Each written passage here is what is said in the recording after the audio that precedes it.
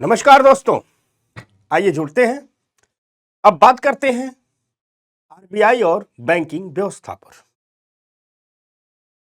BPSC PT के लिए RBI और बैंकिंग व्यवस्था उस कमीशन के लिए हमेशा आकर्षक रही है। तो हम मोटे तौर पर आरबीआई और बैंकिंग व्यवस्था को इस टॉपिक में समझने की कोशिश करेंगे। इसकी दशा क्या है, इसकी दिशा क्या है, और कुछ यूं समझने की कोशिश करेंगे कि हमारे कॉन्सेप्ट भी क्लियर हो जाए और पूरा का पूरा हमको अपडेट भी मिल जाए। तो पहले बात आरबीआई की करते हैं, फिर बात बैंकिंग सिस्टम की करेंगे। लेकिन ऐसा नहीं है कि आरबीआई और बैंकिंग सिस्टम अलग अलग है। पूरे बैंकिंग व्यवस्था पर नियंत्रण रखती है आरबीआई, पूरे बैंकिंग व्यवस्था का समन्वय करती है आरबीआई, पूरी बैंकिंग व्यवस्था को एक दिशा और दशा देती है आरबीआई। इसलिए आरबीआई और बैंकिंग सिस्टम हम इसे कह रहे हैं। तो आरबीआई को पढ़ते हुए, पूरी नहीं मोटे तौर पर पढ़ते हुए, जो बहुत इंपॉर्टेंट है इस बीपीएससी एग्जाम के लिए, उसे पढ़ते हुए हम बैंकिंग व्यवस्था की ओर चलेंगे। तो आरबीआई के सिर्फ इंपॉर्टेंट पहलुओं को, महत्वपूर्ण पहलुओं को चर्चा करेंगे और बैंकिंग सिस्टम के भी महत्वपूर्ण पहलुओं की ही चर्चा करेंगे। तो आइए आरबीआई पर बात शुरू करते हैं। आरबीआई को हम कहते हैं कि ये जो हमारा आरबीआई है, यह सेंट्रल बैंक भी है और रिजर्व बैंक भी। तो आप लोगों के जेहन में जो पहला सवाल उठा होगा वो यही होगा कि आखिर किसी भी मुल्क को, किसी भी देश को एक सेंट्रल बैंक की और एक रिजर्व बैंक की जरूरत क्यों पड़ती है। तात्पर्य कहने का यह है कि हम दुनिया के हर देश के पास एक सेंट्रल बैंक भी होता है, एक रिजर्व बैंक भी होता है। जो सेंट्रल बैंक होता है वही रिजर्व बैंक भी होता है। ठीक उसी प्रकार भारत के पास भी एक सेंट्रल बैंक भी है, एक रिजर्व बैंक भी है, और सेंट्रल बैंक और रिजर्व बैंक दोनों ही हमारा क्या है, आरबीआई है। तो पहली चर्चा इसी पर करते हैं कि आखिर किसी भी मुल्क को एक सेंट्रल बैंक और रिजर्व बैंक की जरूरत क्यों होती है। दरअसल बात कुल ये मिला जुला कर ये है कि मार्केट में हमेशा या अर्थव्यवस्था में जो मनी की डिमांड है उसी हिसाब से मनी की सप्लाई होनी चाहिए। यानी अर्थव्यवस्था में हमेशा जितने पैसे की जरूरत हो उतना ही पैसा पहुंचना चाहिए, उतनी ही करेंसी पहुंचनी चाहिए। तो स्वाभाविक सी बात है कि अगर जितनी पैसे की जरूरत हो, जब उतना ही पैसा पहुंचना चाहिए, तो एक संस्थान होना चाहिए जो डिमांड ऑफ मनी और सप्लाई ऑफ मनी दोनों पर नियंत्रण रखे। इसीलिए दुनिया के हर देश अपने अपने देश में डिमांड ऑफ मनी और सप्लाई ऑफ मनी पर नियंत्रण रखने के लिए एक बैंक बनाते हैं, या यूं कहिए कि दुनिया की हर अर्थव्यवस्था को डिमांड ऑफ मनी और सप्लाई ऑफ मनी पर नियंत्रण रखने के लिए एक सेंट्रल बैंक की जरूरत होती है। भारत में भी ऐसा एक सेंट्रल बैंक है जिसे हम रिजर्व बैंक ऑफ इंडिया कहते हैं। इसे हम क्या कहते हैं, रिजर्व बैंक ऑफ इंडिया कहते हैं, आरबीआई कहते हैं। तो आप लोगों के जेहन में जो दूसरा सवाल होगा वो होगा कि ठीक है, बैंक ऑफ इंडिया तो हम समझते हैं, इसमें रिजर्व का मतलब क्या होता है। तो इसमें रिजर्व का एक खास अर्थ होता है, और यहां रिजर्व का मतलब होता है कि सभी बैंक और जितने भी सरकारें हैं, चाहे वो केंद्र की सरकारें हों या राज्य की सरकारें हों, जो उनके पास कैश होता है, पैसा होता है, वह आरबीआई के पास ही अपने कैश को रिजर्व के रूप में रखती हैं। क्योंकि आरबीआई सभी बैंकों का, सभी सरकारों का पैसा रिजर्व के रूप में रखता है, इसलिए उसे हम रिजर्व बैंक ऑफ इंडिया कहते हैं। तो थोड़ा सा इसके हिस्टोरिकल बैकग्राउंड की ओर हमें देखना होगा। तो जब हम आरबीआई के हिस्टोरिकल बैकग्राउंड की ओर देखते हैं तो कुछ चीजें हमें मिलती हैं। आरबीआई होनी चाहिए, भारत को एक सेंट्रल बैंक होना चाहिए, इसकी बात ब्रिटिश शासन में शुरू हुई थी। हुआ कुछ यूं था कि 1926 में भारतीय मुद्रा और वित्त पर एक रॉयल कमीशन की नियुक्ति हुई थी। इस रॉयल कमीशन को हिल्टन यंग कमीशन भी कहते हैं, क्योंकि हिल्टन यंग ही इस कमीशन का नेतृत्व कर रहे थे। अब जब वो भारत आए, भारत की अर्थव्यवस्था को समझे, तो उन्होंने कहा कि भारत के लिए एक सेंट्रल बैंक की जरूरत है। अर्थात इस रॉयल कमीशन ने, इस हिल्टन यंग कमीशन ने भारत के लिए एक सेंट्रल बैंक होना चाहिए, इसकी सिफारिश की थी।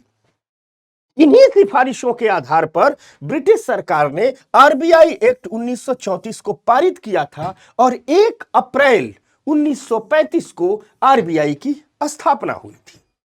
फैक्चुअल चीजें हैं, आपका एग्जाम करीब है, इसलिए थोड़ा हम जल्दी जल्दी बता रहे हैं। तो कुल मिलाजुला करके 1 अप्रैल 1935 को हिल्टन यंग कमीशन की सिफारिश पर आरबीआई अस्तित्व में आया, धरातल पर उतरा। यहां तक तो बात समझ में आती है। लेकिन 1947 में देश हमारा आजाद हुआ और जब 1947 में देश आजाद हुआ तो यह जरूरत महसूस की गई कि अब आरबीआई को भारत सरकार ले ले। तो 1948 में भारत सरकार ने यह पहल की आरबीआई को अपने तहत लेने की। लेकिन उसमें एक दिक्कत थी। दिक्कत कुछ यूं थी, दरअसल ये जो आरबीआई था, ये हमारा आरबीआई था। जैसे मान लो ये हमारा आरबीआई है, ये बना था भारत के लिए, बनाया था ब्रिटिश सरकार ने। किसने बनाया था? बनाया था ब्रिटिश सरकार ने।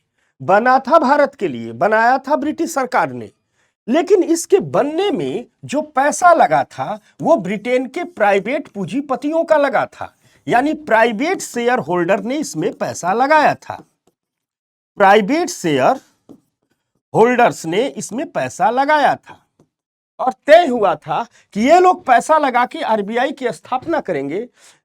आरबीआई भारत में काम करेगी, ब्रिटिश सरकार के लिए काम करेगी, इंडियन इकोनॉमी के लिए काम करेगी और इस काम से जो आरबीआई को प्रॉफिट होगा उस प्रॉफिट को कुछ भारत सरकार रख लेगी और कुछ इन शेयर होल्डर्स में बांट दिया जाएगा, यानी पैसा इन्हीं का लगा था। अब बात यह हुई कि जब इंडिया गवर्नमेंट ने कहा कि आरबीआई को हम लेंगे, यह हुआ कि जिन लोगों ने पैसा दिया है उनका पैसा वापस करना पड़ेगा। तो 1948 में भारत सरकार ने एक अधिनियम पारित किया था और जिसे कहते हैं रिजर्व बैंक सरकारी स्वामित्व में स्थानांतरण अधिनियम 1948। और इसी अधिनियम के माध्यम से भारत सरकार ने प्राइवेट शेयर होल्डर्स को उचित प्रतिपूर्ति देकर के, अर्थात जो उन्होंने पैसा लगाया था उसको वापस करके आरबीआई को अपने नियंत्रण में ले लिया और 1 जनवरी 1949 को आरबीआई का राष्ट्रीयकरण संपन्न हो गया। अब आरबीआई भारत सरकार के एकमात्र स्वामित्व बैंक के रूप में काम करना शुरू किया, यानी उस पर नियंत्रण किसका हो गया? इंडिया गवर्नमेंट का हो गया। ये है स्थापना से जुड़ा हुआ आरबीआई का इतिहास। अब हम सीधे बात को आगे बढ़ाते हैं कि आखिर आरबीआई करता क्या क्या है। तो कुल इसके कार्यों की बात की जाए तो आरबीआई देश के लिए एक मॉनेटरी पॉलिसी, एक मौद्रिक नीति को जारी करता है। आरबीआई करेंसी नोटों का निर्गमन करता है, यानी नोट प्रिंट करके सरकार को देता है।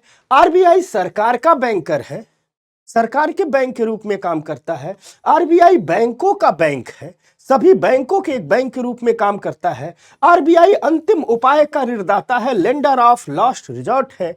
जब बैंक डूबने लगते हैं तो आरबीआई एक पहल करता है, उन्हें पैसा देता है ताकि वो डूब न पाए। यहां आरबीआई अंतिम उपाय के ऋणदाता के रूप में आता है, साथ साथ पूरे बैंकिंग सेक्टर का पर्यवेक्षण करता है। हमने शुरू में ही कहा था आरबीआई बैंकों को दिशा दशा देता है, उसके लिए यह बैंकिंग सेक्टर का पर्यवेक्षण करता है। साथ ही साथ आरबीआई देश के विदेशी मुद्रा भंडार और सोने के भंडार का भी प्रबंधन करता है। ये आरबीआई के कुल कार्य हैं।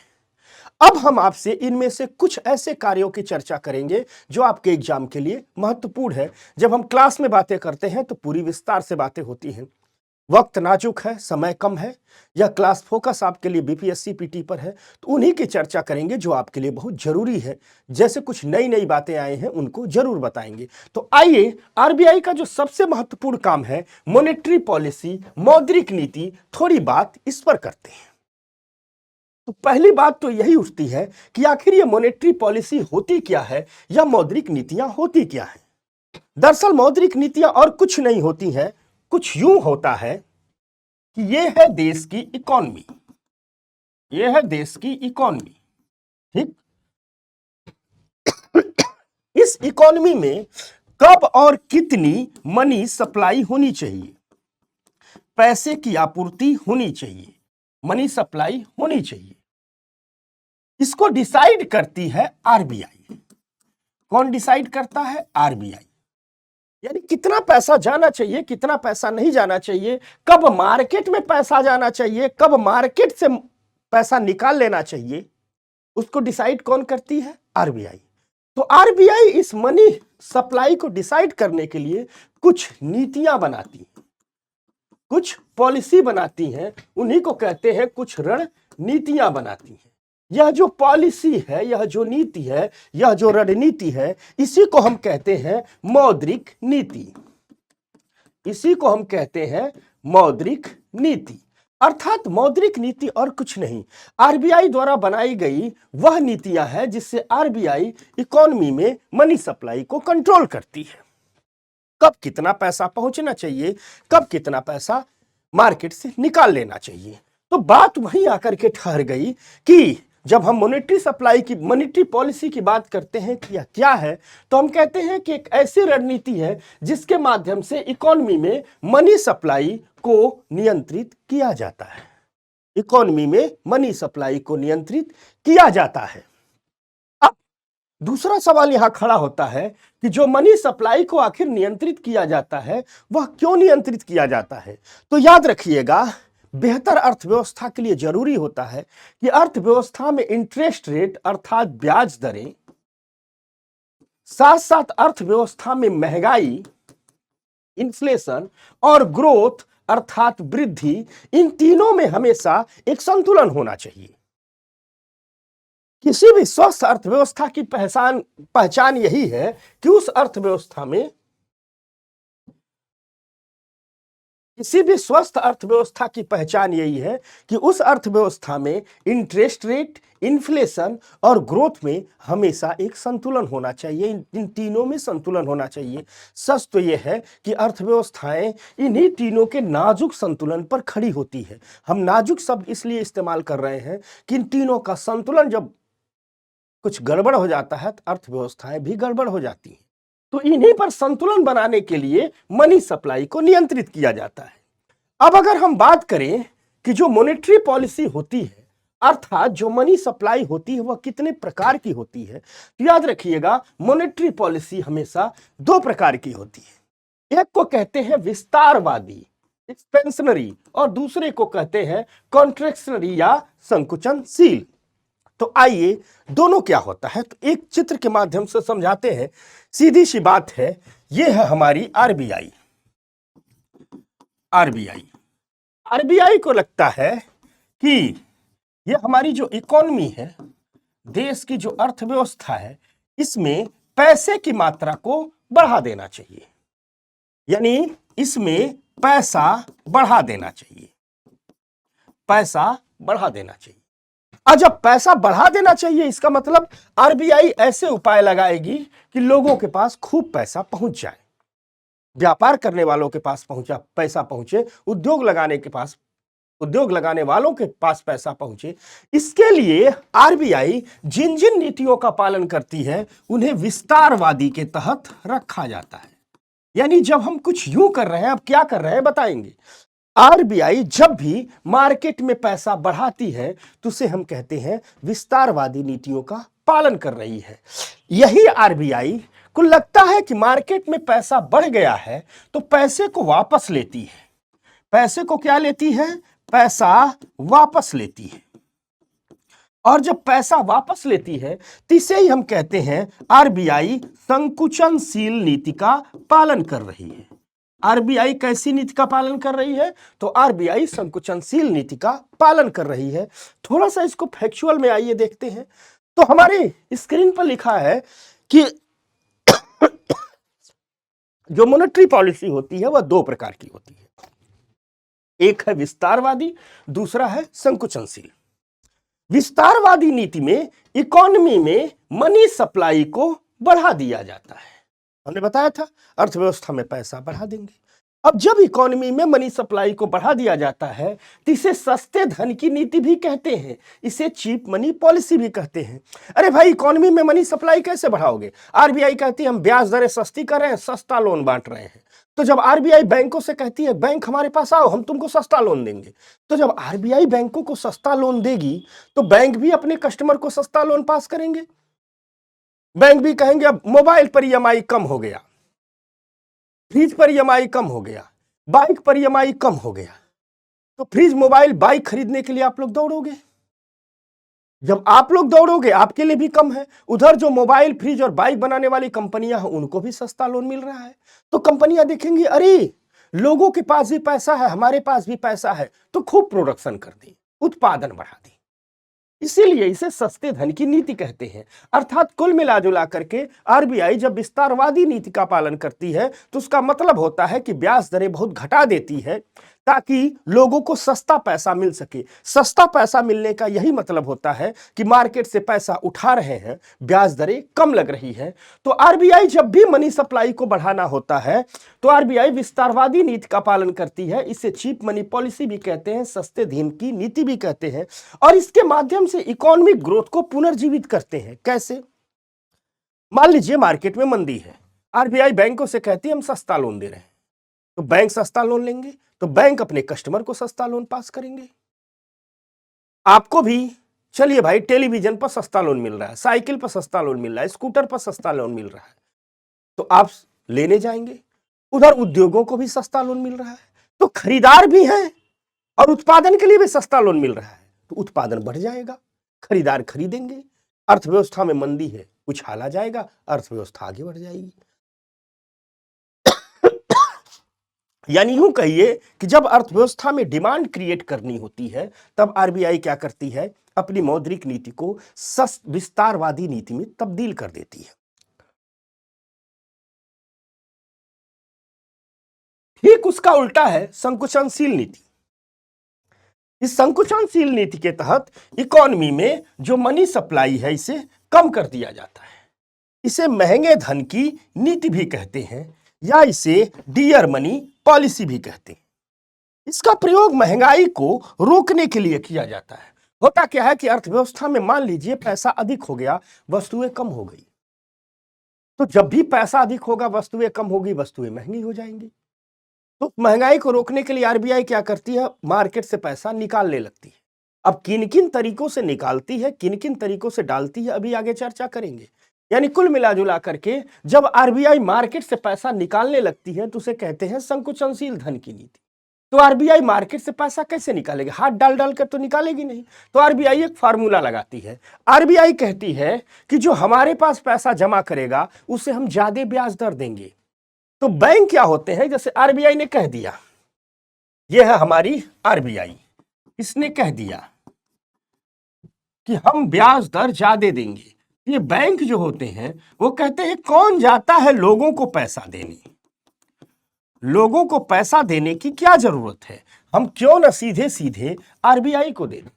तो बैंक आरबीआई में पैसा जमा करने लगते हैं, और जब बैंक आरबीआई में पैसा जमा करने लगेंगे, क्योंकि ब्याज दर आरबीआई ने क्या कर दी है, बढ़ा दी है। आरबीआई कह रही है कि हमारे यहां पैसा जमा कीजिए, हमारे यहां पैसे को डिपॉजिट कीजिए, हम बेहतर इंटरेस्ट रेट दे रहे हैं, हम बेहतर इंटरेस्ट रेट दे रहे हैं, हम बेहतर ब्याज दरें दे रहे हैं। तो जब भी आरबीआई ये कहती है कि हमारे यहां पैसा जमा कीजिए, हम बेहतर ब्याज दरें दे रहे हैं, तो ये बैंक सारे भाग भाग करके जाएंगे, अब आरबीआई के पास पैसा जमा करते हैं। तो बैंक लोगों को पैसा देना कम कर देंगे।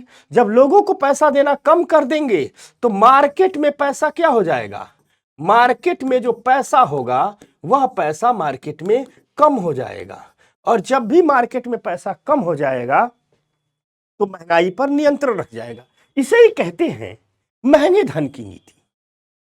अब कहोगे महंगे धन की नीति क्यों कहते हैं? होता क्या है कि जब आरबीआई ज्यादा ब्याज देने लगती है तो बैंक तो अपना पैसा क्या कर देते हैं, आरबीआई के पास जमा कर देते हैं। लेकिन अगर कोई बैंक नहीं भी जमा करता है तो जो लोगों को पैसा देता है, बैंक कहता है कि हम लोगों को पैसा तो दे रहे हैं लेकिन इस पर हम ब्याज दरें क्या लेंगे, हम इस पर ब्याज दरें ज्यादा लेंगे। यानी लोगों को अगर कोई बैंक पैसा भी देगा तो भी ब्याज दरें उस पर ज्यादा ही लेगा। अर्थात जो लोगों को के पास पैसा पास हो रहा है वो अधिक ब्याज दरों पर हो रहा है, इसीलिए इसे महंगे धन की नीति कहते हैं। ईएमआई महंगी हो जाएगी, वस्तुएं महंगी मिलने लगी। जो पैसा ईएमआई महंगी हो जाएगी।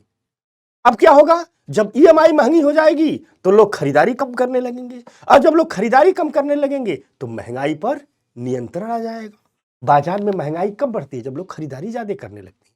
यह सच है कि यही एकमात्र महंगाई बढ़ने का कारण नहीं है, लेकिन ढेर सारे कारणों में एक कारण यह भी है। तो कभी कभी आरबीआई को लगता है कि पैसा ज्यादा हो गया है तो आरबीआई कहती है संकुचनशील नीति का पालन कर लो। तो यहां पर आरबीआई संकुचनशील नीति का पालन करती है, इसे डियर मनी पॉलिसी या महंगे धन की नीति कहते हैं। बात कुल मिला जुला करके ये रही। अब ठीक है भाई, विस्तारवादी नीति का पालन कर रहे हैं, संकुचनशील नीति का पालन कर रहे हैं, तो किन किन तरीकों से कर रहे हैं? तो आरबीआई कहती है कि जिन जिन तरीकों से हम विस्तारवादी नीति और संकुचनशील नीति का पालन कर रहे हैं उसे हम मौद्रिक नीति के उपकरण कहते हैं, टूल्स ऑफ मॉनेटरी पॉलिसी कहते हैं। यानी मार्केट में पैसा जाएगा, अधिक जाएगा या कम जाएगा, यही है आरबीआई की मौद्रिक नीति। और यह जो पैसा अधिक जाएगा तो विस्तारवादी नीति होगी, पैसा कम जाएगा तो संकुचनशील नीति होगी। इसके लिए आरबीआई ने कुछ उपकरणों का विकास किया है जिसे टूल्स ऑफ मॉनेटरी पॉलिसी कहते हैं। कुल मिलाजुला करके इन्हीं उपकरणों के सहयोग से आरबीआई अपनी मौद्रिक नीति को धरातल पर उतारती है। जब इन उपकरणों की बात करते हैं तो रेपो रेट आता है, रिवर्स रेपो रेट आता है, टर्म रेटो वीआरआर अभी नया कॉन्सेप्ट आया है और बिहार नए वालों को तुरंत पूछ लेता है, जरूर बताएंगे इसको। बैंक रेट है, एमएसएफ है, सीआरआर है, एसएलआर है, ओपन मार्केट ऑपरेशन एलटीआरओ है, यह कुछ महत्वपूर्ण चीजें हैं। आइए इस पर सीधे सीधे चर्चा करते हैं। हम इन्हीं पर चर्चा करेंगे, बस आरबीआई के अन्य नीतियों की चर्चा नहीं करेंगे क्योंकि यही एग्जाम के लिए बहुत बहुत इंपॉर्टेंट है। तो कहानी शुरू करते हैं हम रेपो रेट से। आइए भाई, तो रेपो रेट यहां मैं आपको चित्रों के माध्यम से समझाऊंगा क्योंकि इकोनॉमी बहुत कठिन विषय है, लेकिन अगर इसके साथ खेल लिया जाए तो ये उतना ही आसान हो जाता है क्योंकि ये पूर्णतः समझने वाला विषय। और जब इस क्लास को विद्यार्थी देखेंगे तो जरूर बताएंगे मुझे कि उन्होंने इस खेला कि नहीं खेला। मैं आपको वन लाइनर बता दूं, याद वाद नहीं होता है, मैं आपको चित्रों के माध्यम से समझाऊंगा। अब ये जो repo rate, reverse repo rate, ये बड़ी जटिल अवधारणाएं हैं, लेकिन आपके लिए नहीं है, बहुत आसानी से इसको हम बता देंगे। तो आइए खेलना शुरू करते हैं। और जिन जिन को ये खेल पसंद आए, जब भी आप वीडियो देखेगा कमेंट बॉक्स में मुझे जरूर बताइएगा कि हाँ सर इकोनॉमी आसान लगी, अब कठिन नहीं लगती है, इससे खेलने का मन करता है। तो आप लोगों ने एग्रीकल्चर देख लिया है, अब आरबीआई बैंकिंग में जा रहे हैं। तो देखने के बाद मुझे सूचित कीजिएगा, क्योंकि ये जो आपके पास ये कलर्ड दिख रहे हैं, रंगीन चीजें दिख रही हैं, यह हमारा श्रम है, विद्यार्थियों के लिए किया गया श्रम है कि इकोनॉमी स्टैंडर्ड रूप में, स्टैंडर्ड लेवल पर स्टूडेंट के पास पहुंचे और उनके समझ में आए। तो आइए रेपो रेट पर चर्चा करते हैं। रेपो रेट में होता क्या है? कुछ नहीं होता। देखो, ये है आरबीआई, ठीक, और ये है बैंक। बैंक क्या करते हैं? आरबीआई के पास जाते हैं। ये बैंक किसके पास पहुंचे? आरबीआई के पास। और बैंक आरबीआई से कहते हैं कि हमें शॉर्ट टर्म लोन दे दो, कम समय का पैसा उधार दे दो। कम समय के पैसे उधार जब मांगा जाता है तो उसे कहते हैं शॉर्ट टर्म लोन। तो कहते हैं हमें कम समय का पैसा उधार दे दो, 1 से 14 दिनों के लिए दे दो। 1 दिन के लिए दो, 2 दिन के लिए दो, 3 दिन के लिए दो, 4 दिन के लिए दो, 5 दिन के लिए, माने 14 दिनों मैक्सिमम तक दे दो, हमें दे दो। और जब भी पैसा मांगेंगे तो एक ड्यू डेट होगा। मान लो किसी ने 1 सप्ताह के लिए मांगा, 1 सप्ताह बाद उसका ड्यू डेट होगा ना कि बैंक आरबीआई को चुकाने जाएंगे, यही तो होगा। तो प्रक्रिया क्या होती है? बैंक पहुंचा आरबीआई के पास और आरबीआई से कह रहा है कि हमें शॉर्ट टर्म लोन दे दो। कितने दिन के लिए दे दो? 1 से 14 दिनों के बीच का दे दो, 1 दिन, 2 दिन, 4 दिन, जितने दिन का दे दो। बैंक उधार ले लेते हैं। तो जब बैंक आरबीआई के पास जाते हैं, कहते हैं हमें शॉर्ट टर्म लोन दे दो, तो आरबीआई कहता हम देंगे तो आपको लोन, हम ये पैसा आपको देंगे तो, लेकिन ऐसे नहीं देंगे। जितना पैसा आप लोगों को हम लोन देंगे उतने पैसे के बराबर की सरकारी प्रतिभूतियां, गवर्नमेंट सिक्योरिटीज हमारे पास आपको गिरवी रखनी होगी। यानी आपको अगर 100 करोड़ चाहिए, 100 करोड़ चाहिए तो आइए ले जाइए, लेकिन हमें 100 करोड़ की सरकारी प्रतिभूतियां गिरवी रखो। तो बैंक क्या करते हैं? आरबीआई के पास 100 करोड़ की सरकारी प्रतिभूतियां, एज एग्जांपल मैं बता रहा हूं, गिरवी रख दिए और बदले में शॉर्ट टर्म लोन ले लिए। यह आधा प्रक्रिया रही। समझ में आ गई बात? अब होता क्या है कि जब ड्यू डेट आता है, यानी वह दिन आता है जिस दिन इस पैसे को चुकाना है, जब यह ड्यू डेट आता है, ये बैंक जाते हैं आरबीआई के पास, कहते हैं हम आपका पैसा चुकाने आए हैं। तो आरबीआई कहता है ठीक है, बैंकों से कहता है कि हमारा लोन हमें वापस कर दो, यानी बैंक पैसा वापस कर देते हैं, बैंक लोन वापस कर देते हैं। और जब बैंक लोन वापस कर देते हैं तो बदले में आरबीआई ने प्रतिभूतियां वापस कर देती है। बैंकों ने जो प्रतिभूतियां गिरवी रखी थी वह आरबीआई वापस कर देती है। यह पूरी प्रक्रिया होती है। यानी यहां बैंक शॉर्ट टर्म लोन लिए थे, 1 से 14 दिन के लिए पैसा मिला था, बदले में बैंकों ने प्रतिभूतियों को क्या किया था, आरबीआई के पास गिरवी रखा था। बाद में जब ड्यू डेट आया, चुकाने का दिन आया, तो बैंक जाते हैं इस आरबीआई के पास और आरबीआई से कहते हैं अपना पैसा ले लो। और जब भाई पैसा चुकाएंगे, जो वस्तु गिरवी रखे हैं वह मिलेगा। जैसे हम सुनार से पैसा लेते हैं, सोने का गहना गिरवी रख करके, तो ऐसे आरबीआई भी कहती है ठीक भाई आप अपना प्रतिभूतियां वापस ले जाइए। तो बैंक को प्रतिभूतियां वापस ले ली। तो आप लोग सोच रहे हो कि गुरुजी इसमें रेपो रेट तो आया ही नहीं, अब आ गया है। पहले हम पूरा फंक्शन पढ़ा रहे थे। होता क्या है कि जब ड्यू डेट पर जब यह बैंक जाते हैं पैसा वापस करने और प्रतिभूतियां वापस लेते हैं, तो जो पैसा वापस करने जाते हैं बैंक आरबीआई के पास, आरबीआई कहती है ठीक है पैसा वापस कीजिए, लेकिन जो हम उधार दिए थे शॉर्ट टर्म लोन पर, इसका हमें ब्याज चाहिए। और जब भी ब्याज चाहिए तो ब्याज दर होगी। यानी आरबीआई जो पूरा का पूरा लोन वापस, जो लोन चला है उस पर एक ब्याज दर तय रहती है। तो बैंक क्या करेंगे, आरबीआई को पैसा चुकाएंगे ब्याज दरों पर। यानी कुल मिला जुला करके इस बैंकों ने जो शॉर्ट टर्म लोन लिया था, इस लोन पर आरबीआई को ब्याज चुकाना है। और आरबीआई जिस ब्याज दर पर यह लोन देती है या जो ब्याज दर लेती है, उसी ब्याज दर को रेपो रेट कहते हैं। उसी ब्याज दर को रेपो रेट कहते हैं। अब इसको हम दूसरे तरीके से लेके आ रहे हैं। यानी कुल मिला जुला करके क्या हो जा रहा है, कुल मिला जुला करके बात यह निकल करके आई। अब इसको दूसरे तरीके से बता रहे हैं।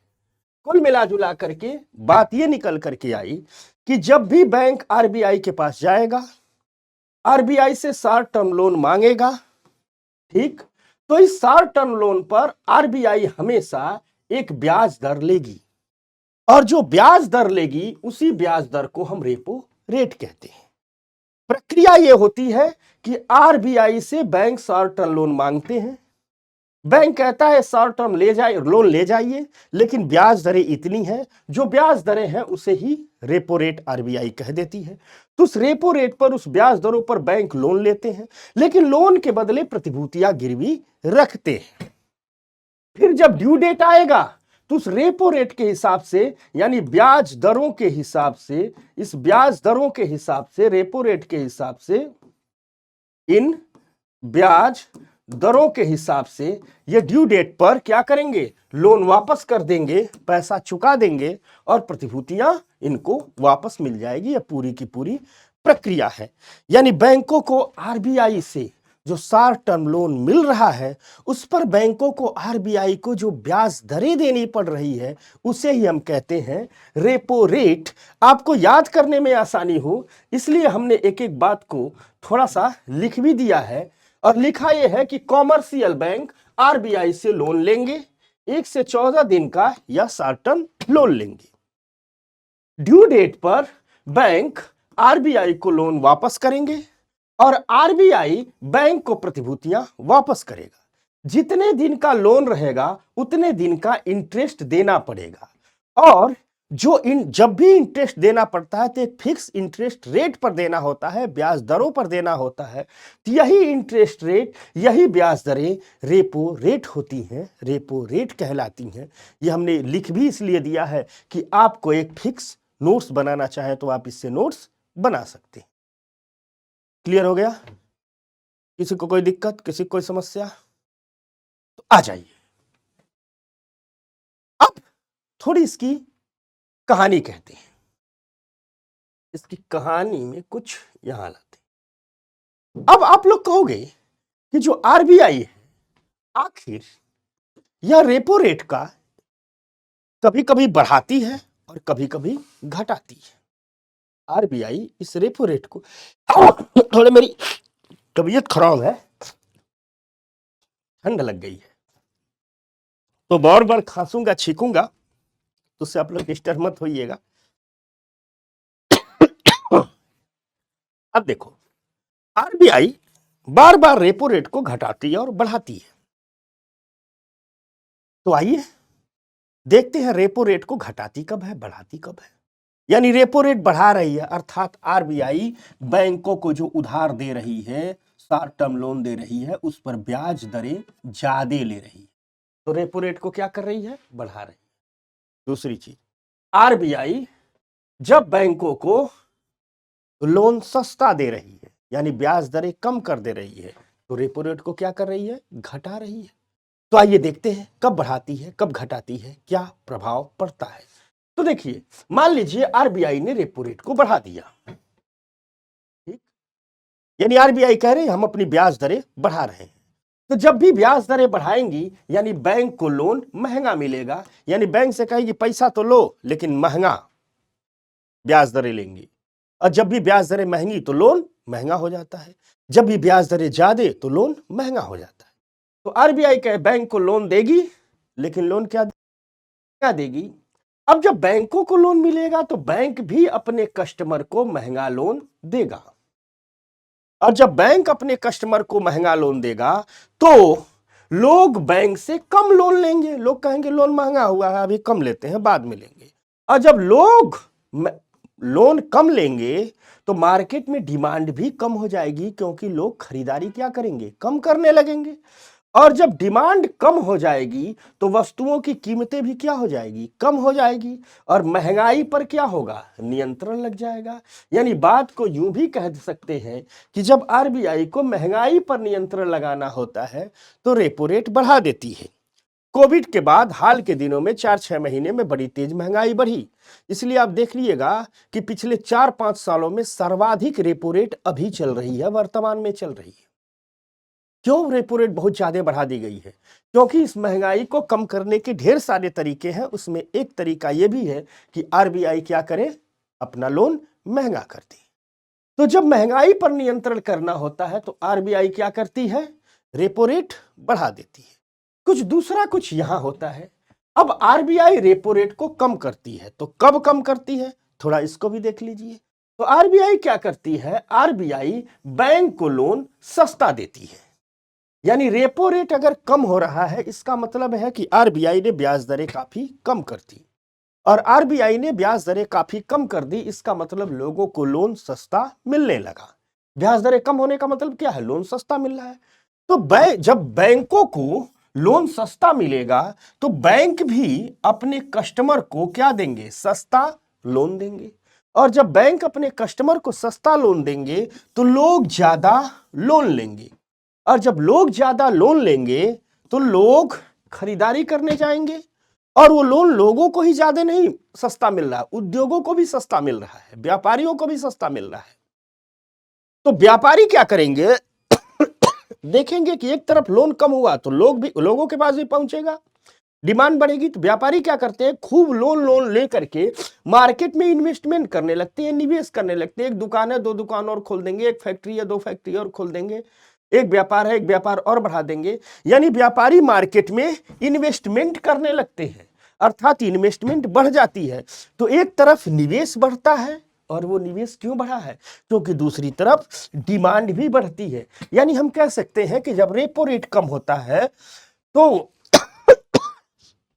इन्वेस्टमेंट भी बढ़ती है और डिमांड भी बढ़ती है। और अर्थव्यवस्था में जब भी इन्वेस्टमेंट और डिमांड दोनों बढ़ जाती है तो अर्थव्यवस्था की ग्रोथ, अर्थव्यवस्था की समृद्धि अपने आप बढ़ जाती है। इसलिए अगर निष्कर्ष में हम इस बात को कहें, अगर इन बातों को हम एक एक लाइन के निष्कर्ष में कहें, हमने तो आपको पूरी प्रक्रिया समझा दी, लेकिन अगर इन सारी बातों को हम एक एक लाइन के निष्कर्ष में कहें तो हम कहेंगे कि आरबीआई को जब ग्रोथ बढ़ाना होता है तो रेपो रेट कम कर देती है, और आरबीआई को जब महंगाई कम करना होता है तो रेपो रेट बढ़ा देती है। यह बातें याद रखिएगा और इस प्रक्रिया को समझ लीजिएगा। तो ये कहानी रही रेपो रेट की। मुझे उम्मीद है आप लोगों को रेपो रेट समझ में आ गया होगा। अब बात करते हैं रेपो रेट के उल्टा रिवर्स रेपो रेट की।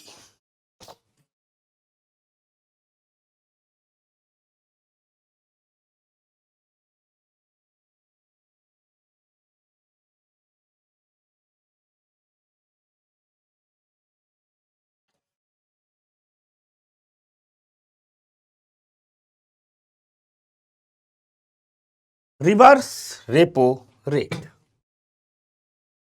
रिवर्स रेपो रेट नाम से ही लग रहा होगा कि यह रेपो रेट की उल्टी प्रक्रिया है। क्या है? रेपो रेट की उल्टी प्रक्रिया। रिवर्स मतलब उल्टा। तो क्या उल्टा होगा? पूरा फंक्शन उल्टा हो जाता है। होता क्या है कि रेपो रेट में कौन गया था उधार मांगने? बैंक गए थे आरबीआई के पास। यहां उल्टा हो जाता है। यहां अब आरबीआई आती है बैंकों के पास और कहती है आरबीआई की हमें उधार दे दो। आरबीआई कहती हमें उधार दे दो, पैसा हमारे पास जमा कर दो। बैंकों से कहेगी कि पैसा हमारे पास जमा कर दो। उधार देने को नहीं कहती, कहती है पैसा हमारे पास जमा कर दो। तो बैंक कहते हैं अच्छा तुम्हारे पास पैसा जमा कर दे, हम आए थे मांगने के लिए, तुमने कहा था कि हमारे पास प्रतिभूतियां गिरवी रखो, कहा था ना। तो आरबीआई से बैंक भी कहते हैं ठीक है हम तुम्हारे पास पैसा जमा कर दे रहे हैं, हम तुम्हारे पास पैसा डिपॉजिट कर दे रहे हैं, या समझने के लिए समझ लो कि आरबीआई बैंकों से कह रही है कि हमें उधार दे दो। तो आरबीआई ने बैंकों से पैसा लिया, तो बैंक भी कहेंगे ना भाई जितना पैसा लोगे उतने की प्रतिभूतियां हमारे पास गिरवी रख दो। उल्टा प्रक्रिया हो गया ना। पहले बैंक आरबीआई से पैसा मांग रहे थे और बैंक आरबीआई के पास प्रतिभूतियां गिरवी रख रहे थे। अब आरबीआई बैंकों से पैसा मांग रही है और आरबीआई बैंकों के पास प्रतिभूतियां गिरवी रख रही है। ठीक। अब ये भी वही है, शॉर्ट टर्म लोन है, 1 से 14 दिनों के लिए लोन है, आरबीआई ने ले लिया। अब जो ड्यू डेट होगा आरबीआई बैंकों को लोन वापस करेगी। आरबीआई किसको लोन वापस कर रही है? इस बैंक को लोन वापस कर रही है और बदले में बैंक भी प्रतिभूतियां जो आरबीआई की गिरवी रखे थे वापस कर दिए। तो प्रक्रिया रही। लेकिन ये जो लोन पास हुआ है इसकी भी तो कोई ब्याज दर होगी, इसकी भी तो कोई ब्याज दर होगी। समझना बात को, इसकी भी तो एक ब्याज दर होगी। तो होता कुछ यूं है, तो आपने प्रक्रिया समझा। होता कुछ यूं है कि जब आरबीआई बैंकों से उधार लेता है तो बैंक कहते हैं उधार लीजिए, प्रतिभूतियां गिरवी रखिए, लेकिन जो उधार ले रहे हैं इस पर हम एक ब्याज दर लेंगे, इस पर हम एक ब्याज दर लेंगे। जाहिर सी बात है ब्याज लेंगे तो ब्याज दर पर ही लेंगे। और बैंक अब आरबीआई से जो इंटरेस्ट रेट ले रहे हैं, जो इंटरेस्ट रेट ले रहे हैं वही interest rate reverse repo rate कहलाती है। यहां रिवर्स का मामला इसलिए है कि यह सारी प्रक्रिया रिवर्स रेपो रेट के उल्टा है। जैसे पहले में क्या था, बैंक आरबीआई को इंटरेस्ट रेट दे रहे थे, यहां आरबीआई बैंक को इंटरेस्ट रेट दे रही है। रिवर्स रेपो रेट हो गया कि नहीं हो गया? सारी प्रक्रिया उल्टी चली रही है। तो रिवर्स रेपो रेट वे ब्याज दरें होती हैं जिस पर आरबीआई बैंकों से शॉर्ट टर्म लोन लेता है, अल्पकाल का पैसा लेता है। इसे हम कहते हैं रिवर्स रेपो रेट। यहां भी हमने एक कहानी को लिख दिया है और कहा है कि ये जो कॉमर्शियल बैंक, इसमें उसी कहानी को हम दोबारा आपको समझा रहे हैं। इसमें बात ये निकल करके आ रही है कि जो कॉमर्शियल बैंक होते हैं आरबीआई को शॉर्ट टर्म लोन देते हैं, बदले में आरबीआई बैंक की सिक्योरिटीज देता है। इस शॉर्ट टर्म लोन पर बैंक इंटरेस्ट रेट लेते हैं और इसी इंटरेस्ट रेट को हम रिवर्स रेपो रेट कहते हैं। इसे आरआरआर रिवर्स रेपो रेट इसलिए कहते हैं क्योंकि यह रेपो रेट के विपरीत प्रक्रिया है। यह क्या है? रेपो रेट के विपरीत प्रक्रिया है। अब बात आगे बढ़ाते हैं कि यदि कंडीशन है कि रिवर्स रेपो रेट कम हो और ज्यादा हो तो असर क्या पड़ता है, या किन किन स्थितियों में कम और ज्यादा किया जाता है। तो आइए एक स्थिति है कि रिवर्स रेपो रेट ज्यादा है, यानी आरबीआई बैंकों को ब्याज दरें ज्यादा दे रही है उसे पैसा देने के लिए। तो कमर्शियल बैंक करेंगे क्या? तो ये कमर्शियल बैंक करेंगे ये कि अपना पैसा आरबीआई के पास ज्यादा से ज्यादा रखेंगे, क्योंकि आरबीआई से इंटरेस्ट रेट क्या हो रहा है? अधिक मिल रहा है। बैंक के पास अब क्या होगा? लिक्विडिटी की कमी हो जाएगी, यानी बैंक के पास पैसा कम हो जाएगा। और जब बैंक के पास पैसा कम हो जाएगा, सारा लोन तो इन्होंने आरबीआई को दे दिया, तो बैंक मार्केट में लोन की कमी हो जाएगी। यानी अब बाजार में जो व्यापारी हैं उधार मांगने जाएंगे, उन्हें लोन उतना पर्याप्त नहीं मिलेगा। और जब मार्केट में लोन की कमी हो जाएगी तो जाहिर सी बात इन्वेस्टमेंट मार्केट में क्या होगा? कम होगा। और जब भी मार्केट में इन्वेस्टमेंट कम होगा तो डिमांड अपने आप क्या हो जाएगी? कम हो जाएगी। और जब डिमांड अपने आप कम हो जाएगी तो वस्तुओं की कीमतें कम हो जाएगी और इन्फ्लेशन क्या होगी? नियंत्रित हो जाएगी। यानी कुल मिलाजुला करके महंगाई पर नियंत्रण का एक और उपाय है कि रिवर्स रेपो रेट को बढ़ा देना। अब इसी के पैरेलल एक परिस्थिति और है कि रिवर्स रेपो रेट क्या हो गई? कम हो गई। अब मान लीजिए रिवर्स रेपो रेट कम हो गई। जब रिवर्स रेपो रेट कम हो जाएगी तो होगा क्या? यानी आरबीआई कह रही है बैंकों से हमें पैसा दीजिए लेकिन हम ब्याज दरें बहुत कम देंगे। तो बैंक क्या करेंगे? आरबीआई को पैसा ही नहीं देंगे, कहेंगे भाई इतना कम ब्याज दे रहे हो, हम तुमको नहीं देंगे। तो जब कमर्शियल बैंक आरबीआई को पैसा नहीं देंगे, यानी बैंकों के पास लिक्विडिटी क्या हो जाएगी? अधिक हो जाएगी। लिक्विडिटी मतलब हिंदी होता है तरलता, तरलता का मतलब होता है पैसे की मात्रा। यहां लिक्विडिटी अधिक मतलब पैसा अधिक, लिक्विडिटी कम मतलब पैसा कम। तो बैंकों के पास जो लिक्विडिटी है वो अधिक हो जाएगी, क्योंकि आरबीआई के पास पैसा कम रखेंगे। और जब भी यह स्थिति आएगी तो बैंक मार्केट में अधिक लोन देंगे, क्योंकि बैंकों के पास पैसा अधिक है। अब मार्केट में व्यापारियों को बुलाएंगे, लोन लीजिए, लोन लीजिए, लोन ले लीजिए। और मार्केट में जब पैसा अधिक देंगे तो कब क्या करेंगे? ज्यादा से ज्यादा लोग उनका लोन ले, इसके लिए बैंक करेंगे क्या? बैंक अपनी ब्याज दरों को कम कर देंगे, इंटरेस्ट रेट को कम कर देंगे। जब बैंक अपनी ब्याज दरों को कम कर देंगे, इंटरेस्ट रेट कम कर देंगे, तो लोग ज्यादा से ज्यादा पैसा लेने लगेंगे। और जब लोग ज्यादा से ज्यादा पैसा लेने लगेंगे तो मार्केट में इन्वेस्टमेंट बढ़ेगा, व्यापारियों को भी सस्ता लोन मिलेगा, उद्योगपतियों को भी सस्ता लोन मिलेगा। तो उद्योगपति व्यापारी कहेंगे कि लोन लो, लगाओ, प्रोडक्शन बढ़ाओ।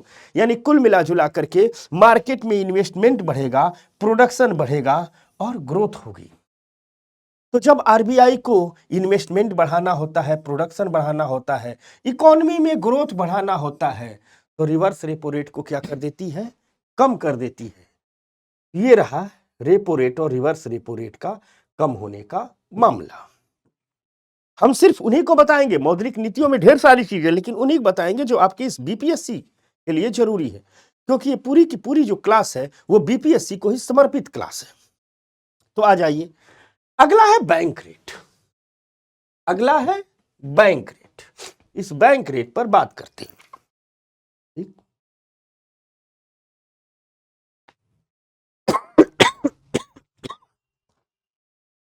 आ जाइए, बैंक रेट। रेपो रेट पर उधार क्या दे रही थी? शॉर्ट टर्म लोन पर। रेपो रेट पर जब उधार दे रही थी वो शॉर्ट टर्म लोन पर, मतलब कम समय के लिए पैसे पर। यहां मामला दूसरा है। यहां मामला दूसरा यह है कि जब भी आरबीआई बैंकों को उधार देती है, और कैसा दे रही है? लॉन्ग टर्म लोन, लंबे समय का लोन, 2 साल, 4 साल, 5 साल, 6 साल, 8 साल, यद्यपि अब ये नहीं दे रही है, इस पर अभी आगे बताएंगे। लेकिन परिभाषा समझने के लिए समझना है कि जब भी आरबीआई बैंकों को लॉन्ग टर्म लोन देती है, लॉन्ग टर्म लोन मतलब 1 ईयर से अधिक का लोन, 1 साल से अधिक का लोन, या 2 साल, 5 साल, 10 साल, कुछ भी हो सकता है।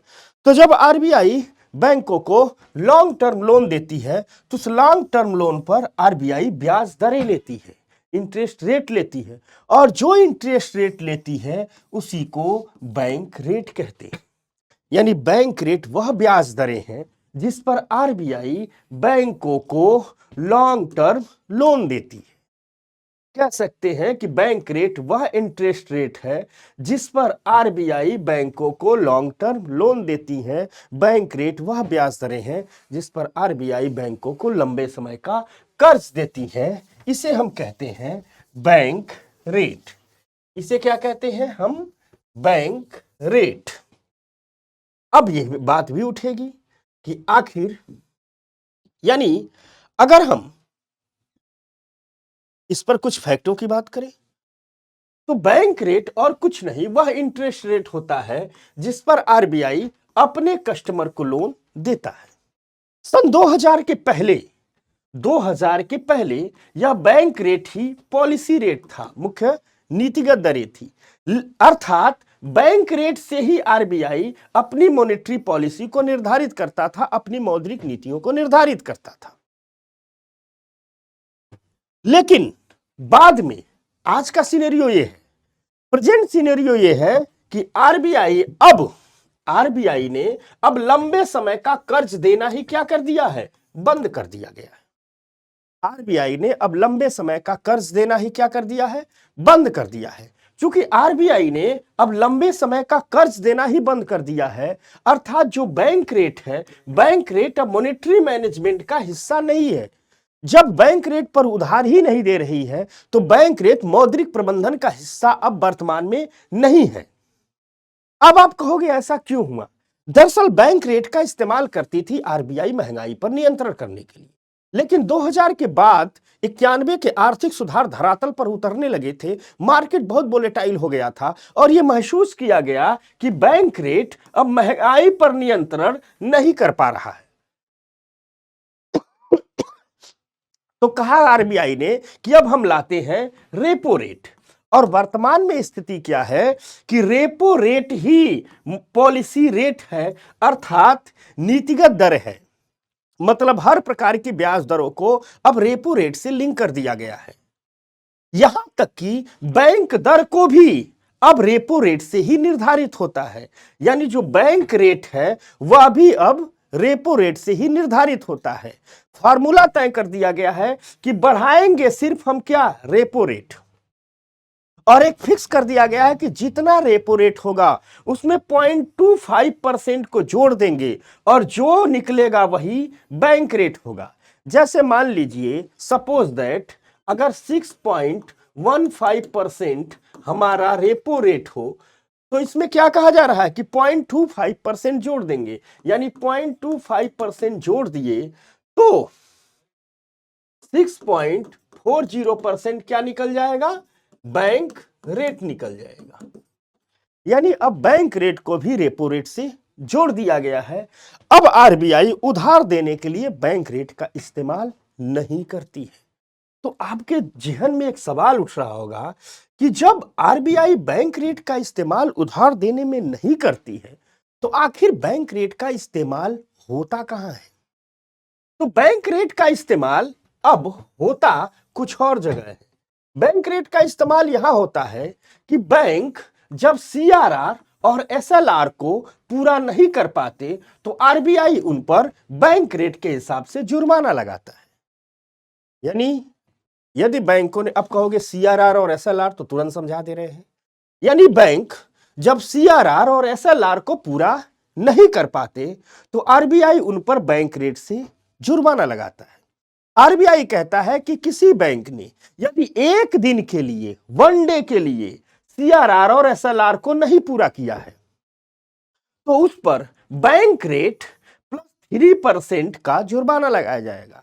यानी अगर एक दिन के लिए उसने सीआरआर जितना रखना था नहीं रखा तो उस पर जो उस समय का बैंक रेट होगा उसमें 3% जोड़ दिया जाएगा। मान लीजिए बैंक रेट 7% हो तो प्लस 3% जोड़ करके 10% हो जाएगा। तो आरबीआई कहती है अगर एक दिन नहीं पूरा करोगे तो हम बैंक रेट प्लस 3% का एक दिन के हिसाब से जुर्माना लगा देंगे। ठीक उसी प्रकार आरबीआई कहती है कि अगर एक दिन से ज्यादा नहीं रख पाओगे तो आरबीआई कहती है हम बैंक रेट प्लस 5% का जुर्माना लगा देंगे। यानी एक दिन से अधिक सीआरआर और एसएलआर को नहीं रख पाओगे तो हम बैंक रेट प्लस 5% का क्या कर देंगे? जुर्माना लगा देंगे। अब कहोगे सीआरआर और एसएलआर होते क्या है? तो आइए, कहानी में ट्विस्ट आया है, तो इस ट्विस्ट को पूरा करते हैं। क्या होते हैं CRR और SLR? तो दो चीजों को समझते हैं। एक आ गया CRR और दूसरा आ गया SLR, कैश रिजर्व रेशियो, और SLR को हम कहते हैं स्टैट्यूटरी लिक्विडिटी रेशियो। बहुत आसान है CRR और SLR को रखना, सीधी सीधी बात है।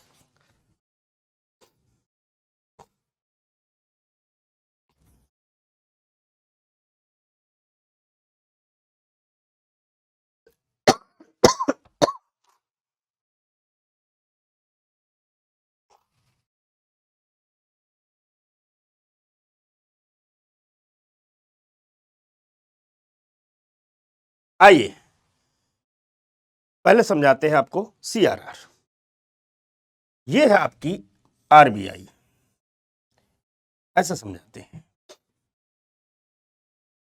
यह है आपका बैंक, ये क्या हो गया? बैंक हो गया।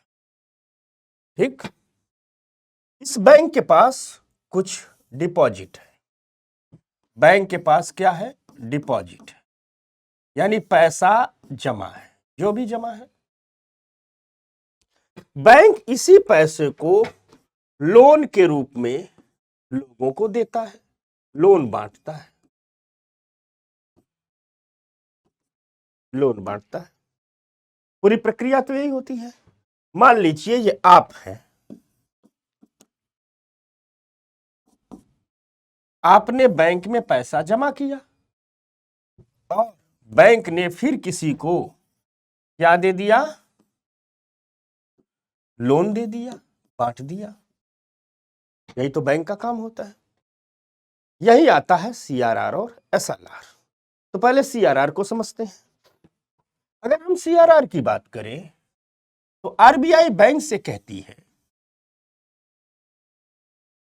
इस बैंक से RBI कहती है कि जो तुम्हारे पास कुल पैसा जमा है, जो तुम्हारे पास टोटल डिपॉजिट है, यानी कुल जमा पैसा है, ठीक, उसका टोटल तुम लोन नहीं दोगे, कुछ पैसा हमारे पास रखोगे। यानी कहां रखोगे? तो कुछ पैसा RBI के पास रखोगे। इसका कुछ प्रतिशत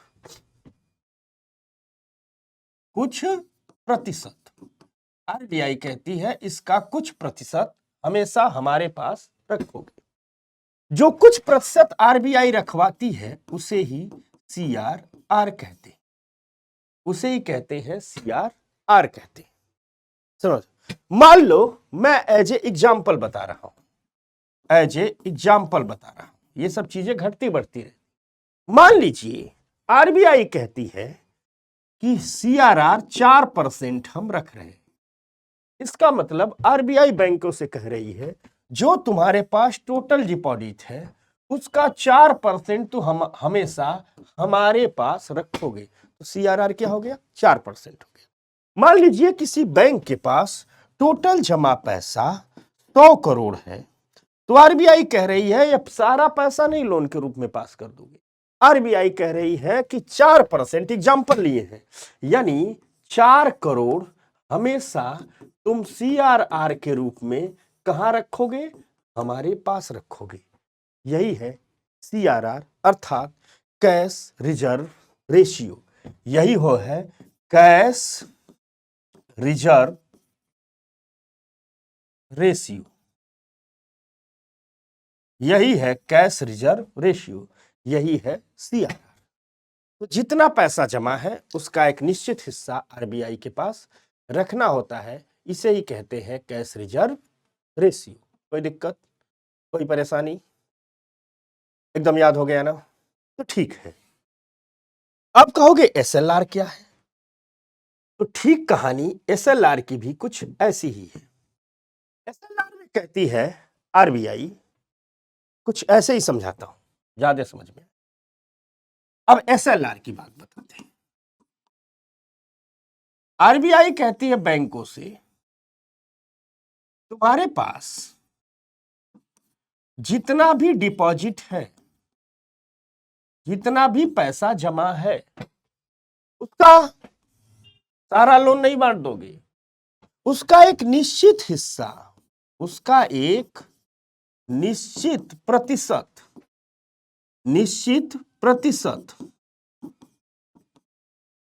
खुद अपने पास रखोगे, अपने पास रखोगे। किसके पास रखोगे? अपने पास रखो। जैसे मान लीजिए, एज एग्जाम्पल हम बता रहे हैं, आरबीआई ने कहे, और आरबीआई कहती है बैंकों से कि उसका निश्चित प्रतिशत अपने पास रखोगे, और जो निश्चित प्रतिशत अपने पास रखोगे वही कहलाएगा एसएलआर।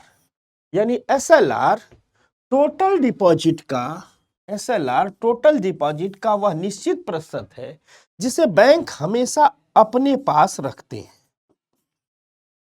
अपने पास रखते हैं।